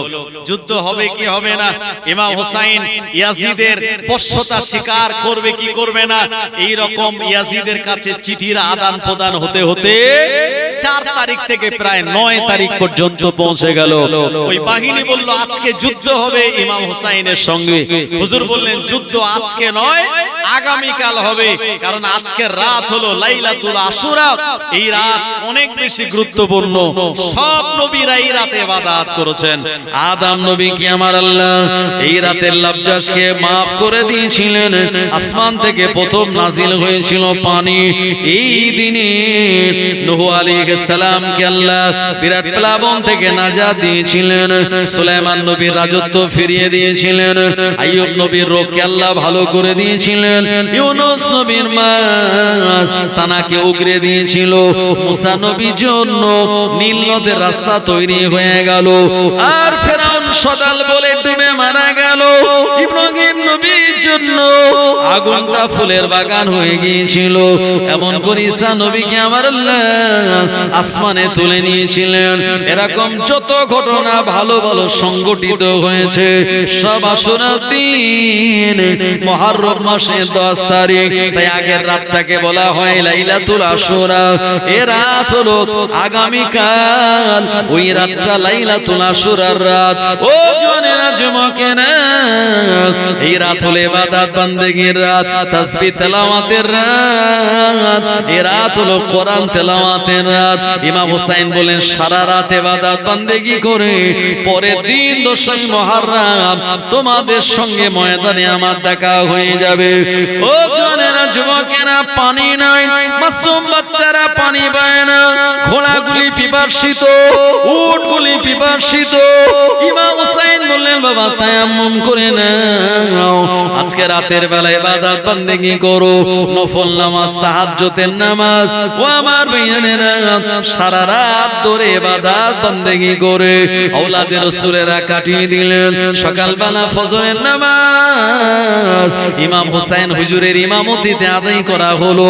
ইমাম হোসেন হুজুর ফজরের নামাজ পড়ে ওই নামাজের মুসাল্লায় ঘুমিয়ে গেলেন। আমার ভাইজানেরা, এই ঘুমের ভিতরে তিনি স্বপ্ন দেখেছিলেন।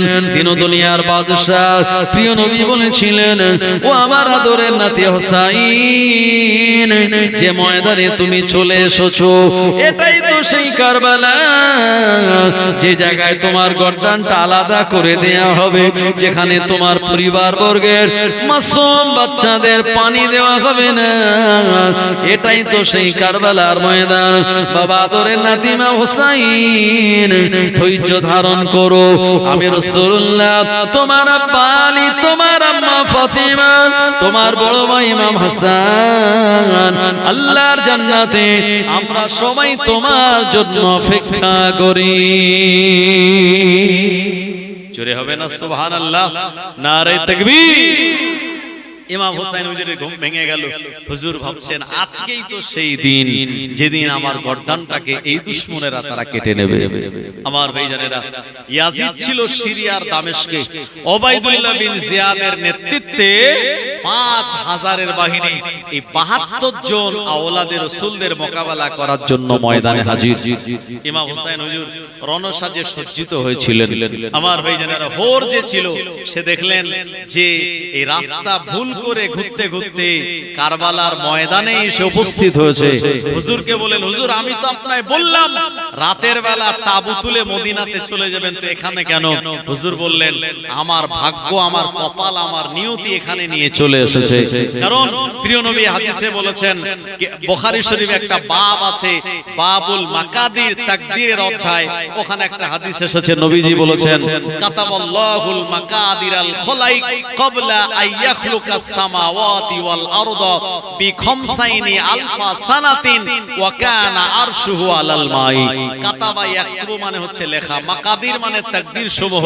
আল্লাহ আমাদের তাকদীর সমূহ লিখেছেন। ক্বাবলা মানে আগে, খালাকাস সামাওয়াতি ওয়াল আরদা, সামাওয়াত মানে আকাশ, আরদুন মানে জমিন, আসমান জমিন তৈরি হওয়ার বিখামসাইনি আলফা সানাতিন, খামসাইনি মানে হলো 50, আলফুন মানে হলো হাজার, সানাতুন মানে বছর, 50,000 বছর আগে, মানে আসমান জমিন তৈরি হওয়ার 50,000 বছর আগে আল্লাহ পাক মানুষের তাকদীর সমূহ লিখেছেন। ওয়া কানা আরশুহু আলাল মাই, তখন আল্লাহর আরশটা পানির উপরে ছিল। জোরে বলুন সুবহানাল্লাহ। ইমাম হুসাইন বললেন, আমার তাকদীর আমাকে এখানে নিয়ে চলে এসেছে। ভোরের সময় বললেন যে হুজুর আপনি আমাদের বিরুদ্ধে লড়াই করবেন আর আমরা আপনার বিপক্ষে লড়াই করব। ভোর কিন্তু আওলাদে রাসূলের মহব্বত তানার অন্তরে। উনি চিন্তা করলেন, যদি আজকে ইমাম হুসাইনের বিপক্ষে তরবারি ধরি, কিয়ামতের দিন আল্লাহ ও রাসূলের সামনে কি মুখ আমি দেখাবো। উনি জনগণকে বললেন, এই ইয়াজিদের সেনাবাহিনীরা আমি হোর না না না ইমাম হুসাইনের বিপক্ষে তরবারি ধারণ করতে পারবো না। ইমাম হুসাইনের বিপক্ষে লড়াই করে আমি আমার আখিরাত নষ্ট করতে পারি না। আমার ভাইজানেরা, এই হোর নামক সেনাপতিটা তিনি বললেন, তানার সেনাবাহিনীর দিকে লক্ষ্য রেখে আমি ইমাম হুসাইনের পক্ষে যোগদান করছি। তোমাদের যদি কারো ইচ্ছা হয় আমার সঙ্গে ইমাম হুসাইনের পক্ষে যোগদান করে আল্লাহর জান্নাতে যাওয়ার হকদার রূপে নিয়ে যাবে। ও নবীর উম্মতেরা, ভোরে কথা বলার সঙ্গে সঙ্গে 1000-এর সেনাবাহিনীরা এই হোরের সঙ্গে কারবালার ময়দানে 61 হিজরিতে 10ই মুহররম ইমাম হুসাইনের পক্ষে যোগদান করেছিলেন। আরেকটু জোরে হবে না সুবহানাল্লাহ। আমর বলছে, শিমার চলে এসেছে, শিমার ইবনে জিলজৌশান বলছে, এরপরে যদি হোসাইনের সঙ্গে যুদ্ধ করতে দেরি করি তো এক এক করে আমাদের দলের লোক হোসাইনের পক্ষে যোগদান করবে, তো আমাদের দলের লোকের হাতে আমরা মার্ডার হয়ে যাব, আমাদের বিবি বাচ্চা এতিম আর বিধবা হয়ে যাবে। দেরি না করে হোসাইনের বিরুদ্ধে এক্ষুনি তরবারি ধারণ করো। আমার ভাইজানেরা, সঙ্গে সঙ্গে কারবালার ময়দানে ওই দিন প্রায় 11টা থেকে 11:30 এই রকম সময় যুদ্ধ শুরু হয়ে গেল। এই হোরের পক্ষের মানুষেরা ইমাম হুসাইনের দলে যারা এসেছিলেন, ইমাম হুসাইন হুজুর তানাদের মাথার উপরে হাত বুলিয়ে তানাদের জন্য দোয়া করেছিলেন। ইমাম হুসাইনের পক্ষ নিয়ে তানারা সেদিন যুদ্ধ করেছিলেন। অসংখ্য ইয়াজিদ বাহিনীকে দুনিয়া জমিন থেকে তাদের শেষ করে দিয়ে আমার ভাইজানেরা তানারাও এক এক করে শহীদ হয়ে গিয়েছিলেন। আমার ভাইজানেরা, জওয়ানেরা, যুবকেরা, ইমাম হুসাইন হুজুর এ সময় তানার যে সন্তান ছিল, বড় বেটা নাম হলো তানার আলী আকবর। এই আলী আকবর রাদিয়াল্লাহু আনহু, তানার চেহারা মোবারকটা ছিল আল্লাহর নবীর চেহারা মোবারকের মতো। তানার চেহারাটা আল্লাহর হাবিবের চেহারার সঙ্গে মিল ছিল। আলী আকবর বললেন, ও আমার আব্বা জান, এক এক করে আপনার অনেক সঙ্গী সাথীরা বিদায় নিয়ে চলে গেল। ওদের বিরুদ্ধে লড়াই করে আল্লাহর জন্য তারা জীবন দিয়ে দিল, হকের জন্য তারা জীবন দিয়ে দিল, ন্যায়ের জন্য তারা জীবন দিয়ে দিল। আব্বা জান, আপনি আমায় যুদ্ধের ময়দানে যাওয়ার জন্য অনুমতি দিন। ও জনেরা, যুবকেরা, ঘটনা অনেক লম্বা, আমি আপনাদের ছোট্ট করে বলার চেষ্টা করছি। হযরতে আলী আকবর রাদিয়াল্লাহু আনহু এই কারবালার ময়দানে যখন উপস্থিত হয়ে গেল, হুজুরের এমন চেহারা দেখে দুশমনেরা ভয় পেয়ে তারা পিছে হটে চলে গেল। কারণ আল্লাহর নবী চেহারার সঙ্গে তার চেহারার এমন নূরানি মিল, আর কারো সাহস নাই আলী আকবরের বিরুদ্ধে তরবারি ধারণ করবে। ও আমার ভাইজানেরা, হযরতে আলী আকবর বললেন, কাপুরুষের মতো পিছনে কেন, আমার সামনে এসে তোরা লড়াই কর। ও জানেরা, ওরা কেউ সামনে আসার সাহস পেল না। আওলাদের রাসূল হযরতে আলী আকবর রাদিয়াল্লাহু আনহু, তানাকে দূর থেকে তীর মারা হলো। তীরের আঘাতে তানার গোটা বডিটা আস্তে আস্তে জর্জরিত হয়ে গেল। আমার ভাইজানেরা, কয়েকদিন হয়ে গেল পানি পান না, পিপাসিত ক্ষুধার্ত হযরতে আলী আকবর রাদিয়াল্লাহু আনহু আর তিনি ঘোড়ার উপরে বসে থাকতে পারলেন না, জমিনে পড়ে গেলেন। ইমাম হুসাইন হুজুর নিজের সন্তানকে পড়ে যেতে দেখে আহারে আর থাকতে পারলেন না। দৌড়ে দৌড়ে কারবালার ময়দানে গিয়ে হযরতে আলী আকবরকে কোলে করে তুলে আনলেন। তখনও পর্যন্ত তানার শরীরে রূহ রয়েছে। হযরতে আলী আকবর বলছেন, আব্বা জান, আমার এত পিপাসা লেগেছে, একটু যদি পানি পান করতাম, দুশমনদের দুনিয়া জমিন থেকে বিদায় করে দিতাম। ইমাম হুসাইন চোখ ভরা পানি নিয়ে বলে, বেটা, কেমন করে পানি আমি তোমায় দেব? ওরা তো পানি সব আটকে রেখে দিয়েছে। ইমাম হুসাইন হুজুর নিজের জিহ্বাটা হযরতে আলী আকবর হুজুরের মুখের ভিতরে দিয়ে বললেন, বেটা, আমার জিহ্বাটা চুষে দেখো, তাতে পানি পাওয়া যায় কিনা। না না না, এক বিন্দু পরিমাণ পানি নাই। হযরতে আলী আকবর বলেন, আব্বা জান, আপনার জিহ্বাটা চুষার পরে আমার জানটা একটু ইতমিনান হয়ে গেল। হযরতে আলী আকবর রাদিয়াল্লাহু আনহু সময়ের জন্য বেহুশ হয়ে গেল। হুঁশ ফিরে আসলো। ইমাম হুসাইনকে বলেন, আব্বা জান, আল্লাহর জান্নাতের সুঘ্রাণ আমার নাকের ভিতরে চলে এসেছে। আমার নানা জান আমার দিকে হাত বাড়িয়ে বলে, আলী আকবর, চলে আসো, আল্লাহর জান্নাতে তোমার জন্য আমরা অপেক্ষামান। এ কথা বলতে বলতে আব্বা জান ইমাম হুসাইন রাদিয়াল্লাহু আনহুর কোলের উপরে মাথা দিয়ে জনমের মতো তিনি শহীদ হয়ে যান। ও নবীর উম্মতেরা, ইমামে হুসাইন রাদিয়াল্লাহু আনহু কারবালার ময়দানে যাওয়ার জন্য তিনি পুরো রেডি হয়ে গিয়েছেন, আর মাথাতে তানার হেলমেট। আমার ভাইজানেরা, যুদ্ধের সরঞ্জাম, হাতে জুলফিকার নামক তরবারি। এই ময়দানে যখন তিনি যাবেন, হঠাৎ করে ইমাম হুসাইনের বিবি হযরতে সাহারা বানু রাদিয়াল্লাহু আনহা বলেছিলেন, ও আমার স্বামী, দুধের বাচ্চা, মাসুম বাচ্চা হযরতে আলী আসগার কথা বলতে পারে না, কান্না ছাড়া তার কোনো ভাষা নাই, কিন্তু এত পিপাসা লেগেছে, কলিজায় এত পিপাসা, আমার বেটা খাতে পারে না। আমি মা হয়ে এটা দেখে সহ্য করতে পারি না, একবার মাসুম বাচ্চাটাকে নিয়ে যান, আমরা ওদের দুশমন হতে পারি। এই মাসুম বাচ্চাটা তো দুশমন নয়, একবার গিয়ে বলুন এ বাচ্চাটাকে দেখান, ওদের পাষাণ হৃদয় একটু নরম হয়ে যাবে। ইমামে হোসেন রাদিয়াল্লাহু আনহু বিবির কাছ থেকে নিজের মাসুম বাচ্চা আলী আসগারকে কোলে করে নিয়ে আর ঘোড়ার উপরে বসিয়ে নিয়ে ফোরাত নদীর কোলে চলে গেলেন। ইয়াজিদের বাহিনীকে লক্ষ্য করে বললেন, এই ইয়াজিদ বাহিনী, দেখ দেখ, আমি হোসেন এসেছি। কোন হোসেন? আল্লাহর নবী আমায় নিয়ে জুমার দিন খুতবা দিয়েছিলেন, আমি হলাম সেই হোসেন। আল্লাহর নবী আমায় মদিনার মসজিদে পিঠে চড়িয়েছিলেন।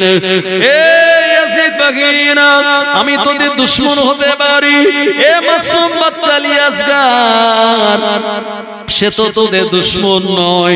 একটুখানি যদি পানি দিস, কিয়ামতের দিন কোনো পানি থাকবে না, ওই দিন হাউজে কাউসারের পানি থাকবে, এ পানির দায়িত্ব প্রিয় নবীর হাতে থাকবে। আমি হোসেন দায়িত্ব নিয়ে বলি, আজকে যদি আমার মাসুম বাচ্চাটাকে পানি দিস, আল্লাহর নবীর কাছ থেকে এ পানি নিয়ে আমি হোসেন তোদের পানি পান করিয়ে দেব। এত বড় অফার তারা ছেড়ে দিয়ে পানি না দিয়ে ইমাম হোসেন হুজুরের সিনা লক্ষ্য করে দুশমনের একটা তীর মেরে দিল। ও আমার ভাইজানেরা, ওই তীরটা হুজুরের সিনায় না লেগে ইমাম হোসেনের হাতে ধরা মাসুম বাচ্চা হযরত আলী আসগার রাদিয়াল্লাহু আনহু শরীর মোবারকে লেগে গেল। ও আমার ভাইজানেরা, ফিনকি দিয়ে রক্ত বার হয়। মাসুম বাচ্চাটা ক্ষুধার্ত পিপাসিত আর ছটফট করতে করতে আব্বা জানের কোলে ইন্তেকাল করলেন, শহীদ হয়ে গেলেন। ইমাম হোসেন হুজুরের গায়ের জামাটা রক্তে লাল হয়ে গেল। হুজুর বললেন, এ পাষাণ হৃদয়ের মানুষেরা, কি করলি? আমি আমার বিবির কাছে গিয়ে কি জবাব দেব? ইমাম হোসেন হুজুর শাহর বানুর কাছে ঘোড়া নিয়ে এসে বললেন, এ আমার বিবি, এ নাও তোমার সন্তানকে আমি জনমের মতো হাউজে কাউসারের পানি পান করিয়ে এনেছি, জীবনে কোনোদিন আর পানি চাইবে না। ও আমার ভাইজানেরা, হযরত শাহর বানু দেখলেন আমার বেটাকে পানি দেওয়া হয়নি, পানির বদলে তীর দিয়ে জনমের মতো তানায় শহীদ করে দেয়া হয়েছে। ও আমার ভাইজানের, ইমাম হোসেন হুজুর ময়দানে চলে গেলেন, শরীরে তানার গায়ে সন্তানের রক্তে লাল হয়ে আছে। ইমাম হোসেন হুজুর ময়দানে যাওয়া দেখে দুশমনেরা সব পালিয়ে চলে গেল। হুজুর সরাসরি ফোরাত নদীর কূলে নেমে গেলেন, হাঁটু পর্যন্ত পানিতে নেমে দু হাত দিয়ে পানি তুলেছেন, এ পানিটা খাবেন বলে। এমন সময় তার মনে পড়ে গেল আর আলী আকবরের কথা, আলী আসগারের কথা, কাসেমের কথা, মোহাম্মদ আয়ানের কথা। এভাবে করে কারবালার ময়দানে যারা শহীদ হয়েছিলেন পানি ছাড়া পিপাসিত অবস্থায়, তাদের কথা মনে হয়ে গেল। ইমাম হোসেন চিন্তা করলেন, না না না, আমি কেমন করে স্বার্থপরের মতো একা একা পানি পান করতে পারি? হুজুর পানিটা হাতে ধরে আছেন দুশমনেরা। হুজুরের ঠোঁট লক্ষ্য করে একটা তীর মেরে দিল। ওই তীরটা হুজুরের ঠোঁট মোবারকে লেগে হাতে ধরা পানিটা রক্তে লাল হয়ে গেল। আমার ভাইজানেরা, হুজুর রক্ত মাখা পানিটা খেলেন না। ও আমার ভাইজানেরা, তীরটাকে ছাড়িয়ে নিয়ে আর ময়দানে তিনি উঠে চলে আসলেন। দুশমনেরা বলে, এই হোসেন এসেছে, কে পারবে হোসেনের সামনে গিয়ে লড়াই করতে? এমন কোন বাপের বেটা নাই। ইমাম হোসেন হুজুরের সামনে চলে যান। ও আমার ভাইজানেরা, সবাই দেখলো ইমাম হোসেন হুজুর তিনি পানি পান করেন না। এরপরে দুশমনেরা বলল, হোসেনকে দূর থেকে যদি তীর না মারা যায়, আমরা সবাই হোসেনের হাতে নিহত হয়ে যাব। ইমাম হোসেন হুজুর ক্ষুধার্ত পিপাসিত, এমন হুজুরের উপরে দূর থেকে ইয়াজিদ বাহিনীরা, ওবাইদুল্লাহ বিন জিয়াদের সেনাবাহিনীরা তীর মারলো। আহারে, তীরের আঘাতে হুজুরের গোটা শরীর মোবারকটা জর্জরিত হয়ে গেল। হুজুর ঘোড়ার উপরে আর বসে থাকতে পারলেন না, জমিনে পড়ে গেলেন। ও আমার ভাইজানেরা, এমন সময় কে যেন বলছে, হোসেনের গর্দান কেটে নে। শিমার ইবনে জিলজশান বলছে, তোদের দ্বারা হবে না, আমি যাব হোসেনের গর্দান কারা কেটে নেব। ও আমার ভাইজানেরা, ইমাম হুসাইন হুজুর কারবালার জমিনের উপরে পড়ে আছে এমন সময় আর শিমার ইবনে জিলজশান বুকের উপরে চড়ে বসলো। ইমাম হুসাইন হুজুর বললেন, কে রে আমার বুকের উপরে কে? শিমার বললাম, আমি হলাম শিমার। ইমাম হুসাইন হুজুর বললেন, তোর বুকের জামার বোতামটা আমায় একটু খুলে দেখা, আমি একটু দেখতে চাই। শিমার যখন জামার বোতামটা খুলে দেখিয়েছে, ইমাম হুসাইন হুজুর চোখ খুলে দেখলেন সিনাতে কোনো চুল নাই, লোম নাই। আল্লাহর নবী বলেছিলেন, আমার আদরের নাতি হুসাইন, তোমার গলায় যে ছুরি চালাবে তার সিনায় কোনো লোম পশম থাকবে না, হৃদয় তার বড় কঠিন। ইমাম হুসাইন হুজুর তিনি চোখখানা বন্ধ করে নিলেন। এমন সময় শিমার ছুরি চালাতে যাবে।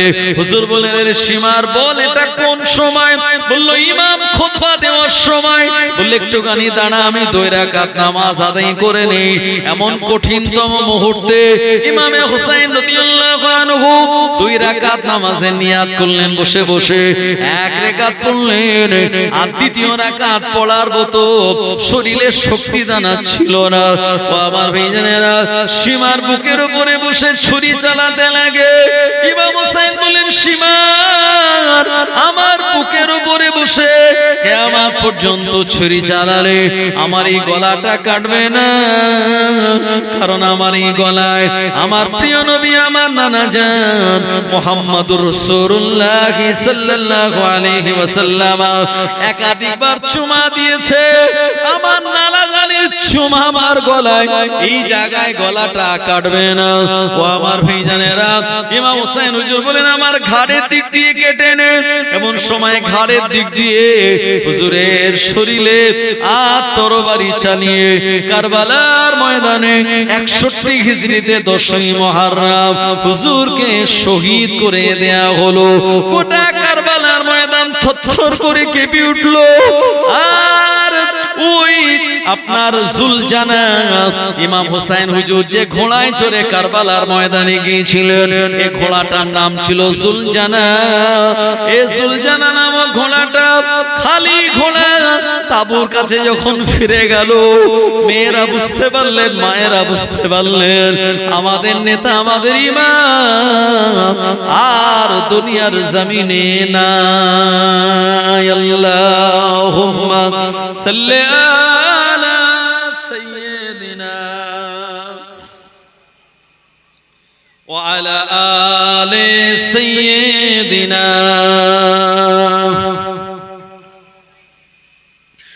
ওগো নানা জান হলো অবসান, ওগো নানা জান হলো অবসান, তোমার হুসাইনের কাটিল গরদান।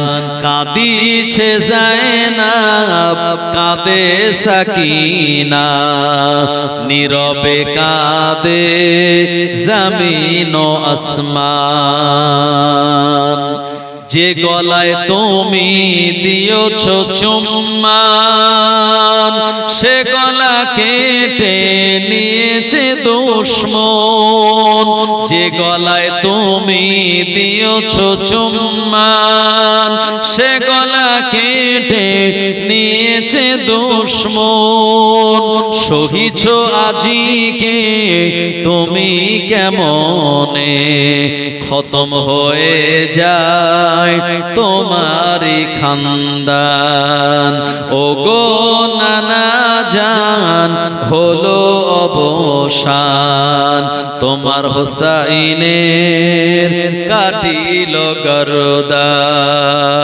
ইয়া নবী সালাম আলাইকা, ইয়া রাসূল সালাম আলাইকা, ইয়া হাবিব সালামুন আলাইকা, সালাওয়াতুল্লাহ আলাইকা তালাল বদরু আলাইনা মিন সানিয়াতিল বিদাই ওয়াজাবা শুকরু আলাইনা মাদা লিল্লাহি দাই ইয়া নবী সালামুন আলাইকা ইয়া রাসূল সালামুন আলাইকা ইয়া হাবিব সালামুন আলাইকা সালাওয়াতুল্লাহ আলাইকা আনতা শামসুন আনতা বাদরুন আনতা নূরুন ফাওকা নূরি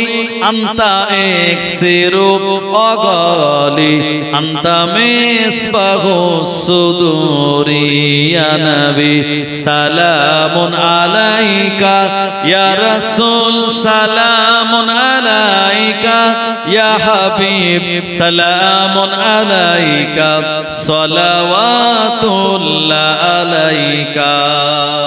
সব একটু আগে আগে এসে বসেন, সব একটু আগে আগে এসে বসে যান। বালাগাল উলা বিকামালিহি কাশাফাত দুজা বিজামালিহি হাসনাতু জামিউ খিসালিহি সাল্লু আলাইহি ওয়া আলিহি। সবাই তিনবার সূরা ফাতিহা পড়েন, তিনবার সূরা ইখলাস, 11 বার দুরূদ শরীফ তেলাওয়াত করেন। কমিটির ভাইদের বলবো আপনারা তাবারুকগুলো নিয়ে আসেন, দোয়ার আগে তাবারুকগুলো দিয়ে দেন। কমিটির ভাইজানেরা আপনারা আসেন, তাবারুকগুলো বাবাজিদের দিয়ে দেন। বিসমিল্লাহির রহমানির রহিম।